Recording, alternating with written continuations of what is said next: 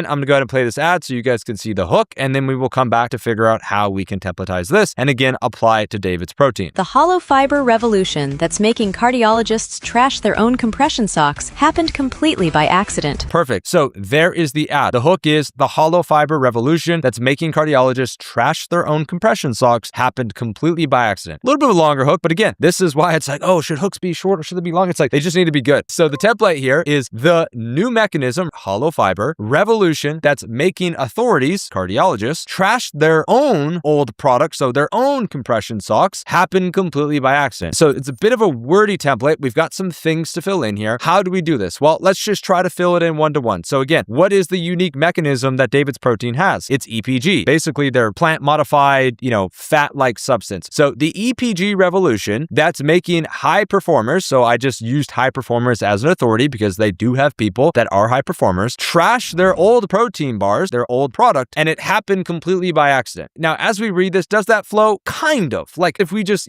plug and play our specific pieces, yeah, that can work. And if you guys are wondering, like, how am I getting the high performer, or over here, how did I get protein deficiency for GLP-1 users? I do have another video where if you watch the how I turned research into ads, it's something like that. The editors will pop it on screen. That video is actually getting a lot of views, which is kind of cool. And so a lot of people are enjoying it. So if you want to see how I pull the research and how I put it all together, you can watch that video specifically because it gets a little bit deeper into that. But going back to the screen here, this flows like it works, but it feels a little bit forced. So here's how I would turn on my marketer brain and I would try to rewrite this example so it actually makes a little bit more sense. So here we go. We have the EPG revolution that fooled scientists into thinking this single protein bar was too good to be true. Now we've got something that has that same kind of feel. And this is why it's about understanding how hooks make someone feel and what they actually do to our psychology rather than just what the exact words are. What this hook does is it makes you feel like there's this new thing that's happening, that even these authorities, these people who I would usually trust, they're getting rid of their old solutions, and this just happened by accident. So again, we have this feeling like, what are we missing out on? What is happening that I don't know about? This ad is going to provide me some information that's really going to help me, because maybe I'm the type of person that is using compression socks. So again, does this hook accomplish that? Yes. But is it as strong as what I would say this hook is? Transparently, I don't know, because we haven't tested it. And if David, for whatever reason, is watching this and wants to test it, let me know. That would be great. But again, the EPG revolution that fooled scientists, so we're still using a lot of the same structure here into thinking that this single protein bar was too good to be true. This too good to be true and happened completely by accident. It has that same effect on someone where it's like, what am I missing out on? Like, what was too good to be true? It creates a curiosity gap, which a lot of the best hooks do. And the main thing here, if I zoom in on this, you'll see that this feels like a better, and not just a better, but a more relatable story that is actually based on facts that are kind of relevant right now for David's protein, because they just beat a class action lawsuit that somebody filed against them. They were basically running these tests in these random laboratories and they were using the wrong measuring equipment, and they were trying to prove that David's protein actually had way more calories, when the truth is they were using the wrong tools to actually measure how calories are calculated. And so this is a really great example that's actually on brand for David's protein, where it's like, hey, this ingredient is so revolutionary that it fooled scientists into thinking this single protein bar was too good to be true. Like, that is very relevant. It makes a ton of sense for David's protein because that's actually happened to them. And again, we're able to take inspiration from this original hook from a brand that sells socks that has nothing to do with protein bars and use it as inspiration for this brand specifically.